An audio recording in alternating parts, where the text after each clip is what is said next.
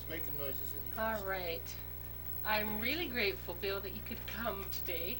I want to thank you, really, for having me. And we're going to interview Bill about his brother, Joe Burns. Thank you. So, where were you and your brother born? In Philadelphia. Joe was born in 1924. His birthday is January 6th. I was born in Philadelphia also, and my birthday is November 22nd, 1925. So, tell me a little bit about growing up together. Actually, I don't remember too much time with just Joe because there were 12 of us, and so it wasn't spent with just one party, you know. But I remember times when my brother Joe was sort of our leader when we were growing up. I lost my dad when I was 7 years old, so I don't remember him too much, except there was a time when I think he was trying to get rid of me because we didn't have any games, and everybody was in the same predicament. We were all poor, but he put me inside this tire, and he rolled me down this hill, and that's why I thought he was trying to get rid of me. I don't know. There were just too many kids to feed or something like that. But no, that was our sport. That really was our sport, even though there was traffic coming at the bottom of the road. But then I remember we just used to go to the Atlantic City or Wildwood as a bunch of kids, but I don't remember too much about him. What did your dad do to make a living? He was in business with another person, and they were mechanics. And I remember there was a garage across the street, I think, from where we lived. And that's about the time my dad died on a Halloween night. And of course, I celebrate Halloween. I just think it's a wonderful way of celebrating. It was Halloween night, then he died, and I can't tell you too much about it because I was told that I couldn't go in the house that night. But I had a bag of goodies, and I was cold, and so some couple took me away. They were supposed to be my godchildren, godparents, and I don't know. I can't remember them. I really can't, except that I was taken away and I had spent the night at their house. And I wasn't allowed because I was so young to go to the funeral, and that's about all I remember about that night, except that I just think I think a lot of him on Halloween anyway. How much older was Bill than you? How many what? How many years older is Bill than you? Joe, you mean? Bill. I'm Bill. Joe. Joe we're a year apart. That's what I thought. So where was he that night? Well, he was probably just doing his things. I think we all went different directions. However, a little later on, then Joe became our leader of myself and my younger brother and younger sister. And I remember one particular night when we're Catholic, and we were supposed to go to Ash Wednesday Mass, right? Yeah. Well, my brother Joe decided that we weren't going to go to that long high Mass, that we were going to go and just bum around town, freezing cold that night. And so we did. We bummed around, and we're turning blue all this time. You know, it was cold. And when we could have been in a warm church, you know, all this time. And not only was it just that cold night, it was also Ash Wednesday where they put the ashes on your forehead. Well, then we had another half an hour trying to find the right color ashes to put on our forehead before we had gone home. And so my mother, realized that we had all gone to church and stuff like that. Well, we were cold, and I don't think I ever forgive him for that. So, did your mom ever remarry? My mother never remarried, no. And being those days after Dad passed away, then I think it became kind of rough on her, really, because I just can remember now it was just soups and rice puddings and things of that sort. No balanced meals at all, things like that.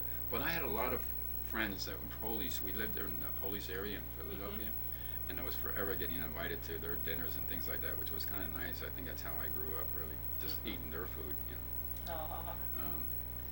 Now, you and Bill go to the same high school? Joe, you and Joe go to the same high school? Well, he was a year ahead of me, and I never saw him at school.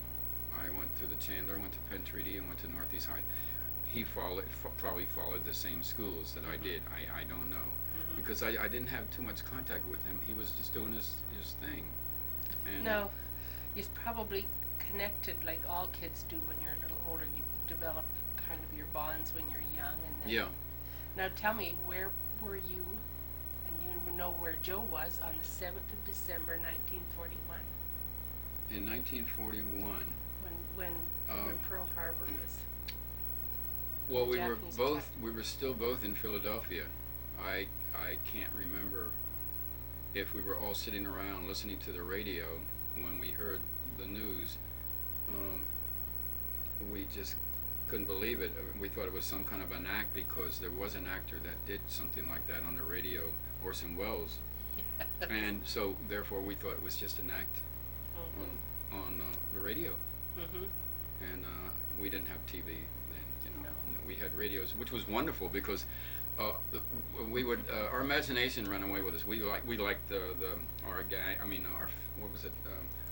Family programs, and then there was gangbusters, and then there was westerns and things like that. But you were part of it, and somehow or other, you know, it was really better than television. Oh yes. You know, so we grew up with the radio. We were just, like I say, we thought it was some kind of a joke, you know. And then when we heard it all day long, and then newspapers and things like that, then we started to believe it.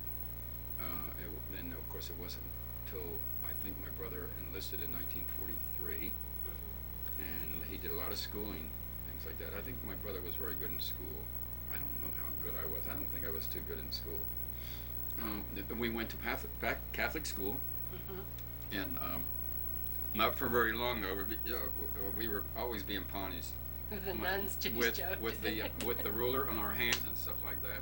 But I remember one time this nun, because someone spoke out of turn, or they were chewing gum. I can't remember exactly what the reason was, but she took thumbtacks and thumbtacked us all. Must have taken her all day. She thumbtacked us all to the seats. We weren't supposed to move. I mean, we just sat there still. No, I can remember some of these girls had these these starch dresses. Yes. And told their mothers, well, the mothers come down and raise all kinds of cane, you know, about putting holes in their Yes. the girls' clothes. And then, but I remember they would take you into the cloakroom and slap your hands and stuff like that. And I said, Mom, I can't stand it anymore. So we were both taken out of that and put in public schools. So Joe went on although to Joe used to, he college would, with you, or did Joe go on to college? no, he finished high school, and he did various jobs like I did, but we never had the same jobs, I think. Or maybe at one time when we were kids, there was a grocery store owned by some Polish people by the name of Korderwitz, and he worked there, and then he got into a better job, and I worked there then too. And that was kind of nice because they had 3 or 4 daughters, and each one were beautiful. But there was one my age, and I sort of hung around with her, and her name was Ruth. And she sort of used me a lot because when it came time to fix their beds and the whole house, I mean, I was on one side, she was on the other. I think I'm enjoying all this because I was with her. And, oh, that's sweet. I just, you know, and then I remember that another daughter was getting married, and I remember seeing outside on trash day the part of the birthday cake, which I said, how could they throw, oh my God, how could they throw that away? I mean, they just sat it on top of some other garbage or something. And it just was one of those big tier, wedding cakes rather, not birthday. And so, I said, God, I can't believe that really. But I was in love with her. But then I drifted away, and I often wonder whatever happened to her and things like that. But they used to take me to every place I go. It was a place called Philadelphia Glacades. It was a chipped ice with ice cream sort of thing. Do you remember those things? Anyway, that was kind of nice. And then I also became a caddy through some other Polish friends of mine. Oh, neat. I became a caddy. Hate golf. I think it's boring. But I made some money. And I also remember when I was making money, I bought this little red car, you know, one that you sit in and you pedal it. And so I was so proud of it that I went around and picked up all my friends and told them to sit on it and things like that. Well, it crashed like a pancake. I don't think I'll ever forget that day. No, it was not. It was bright red. Oh gosh. So Joe joined the forces in 1943, and Was he in the Air Force, Army? He joined the Air Force. He joined the Air Force. Right. And of course he went through a lot of schooling through the Air Force. It was very, very, very serious stuff, really. Was he a flyer then? He was Or a he mechanic? was a tail gunner. A tail gunner. Right, and so there was more extra studying that he had to do and stuff like that. So what plane was he on? He was on a B-17. Let me see. I have the patch and some other stuff. Do you want to hold that up for the camera? Oh, sure. This was his group. It was the 367th Bombardment Squadron. Oh, that's neat. Right, yeah. And gosh, I got. And do you know where he went for training? Can you remember? Well, he did some training in Florida. Pensacola? Probably, I'm not sure, but at one time he was in Clearwater. They stayed at the Fort Harrison Hotel, which is this Scientology thing, really. I thought I was organized. Oh, you must see this. This is his, sorry. It's a prisoner of war medal. It's a Medal of Honor. Oh my goodness. I'm sure he got other awards, but Prisoner of War Medal was designed to permit engraving on that's amazing. Let's hold that up for the camera. Sorry. There it is.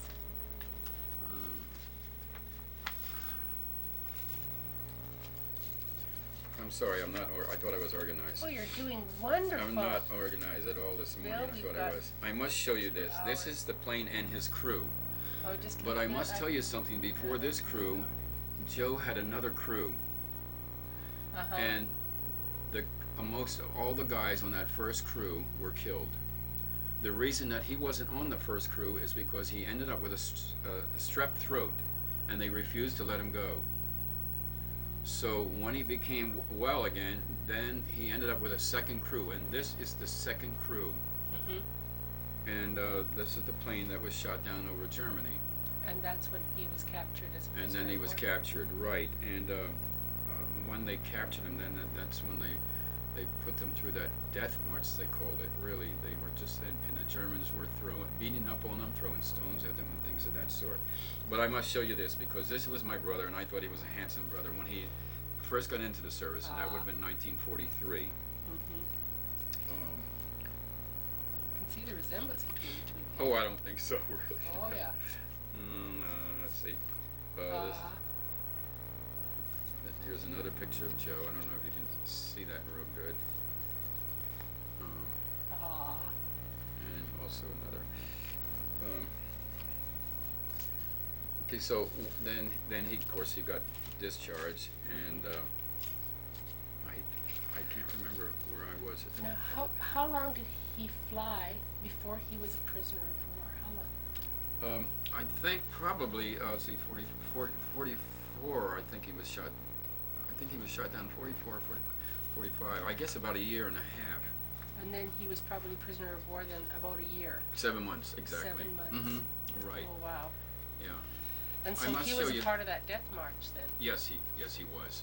And I must tell you though, he finally passed out, and one of his buddies. This was a cold time too. One of his buddies kept slapping his face to keep him. Please don't go to sleep. Please don't go to sleep. Because they killed him. They would kill you if you passed out and something like that. So he was able to snap out of it thanks to his buddy, which he had in contact with, years later or something like that. I don't know what actually happened to him. But when I hope I'm doing this right. I don't know if you can see this or not, but when my mom got the telegram of missing, and I don't know how much time later when she got a second telegram to say that he was a prisoner of war, and then I got notice when I was over there that he was a prisoner of war, but that wasn't until probably 1945, and then of course I think I met one of the persons just recently that was one of the persons that liberated my brother. Is that right? Yes. So where was he held as a prisoner of war? in Stalag 4, I believe it was.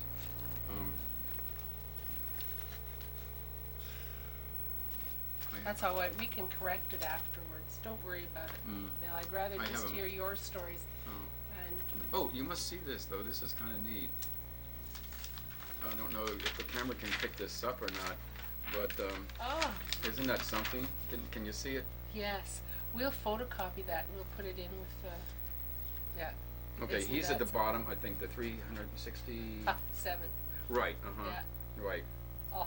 And I believe, if I'm not mistaken, I believe. Oh gosh, wait a minute. Hold it. Let's see. I believe this looks more like him right there. I'm not sure. Yes. Okay. Okay. Yeah, it does look a All little right. like a red.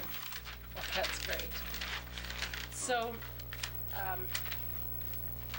Joel is flying for about a year and a half, prisoner of war for 7 months.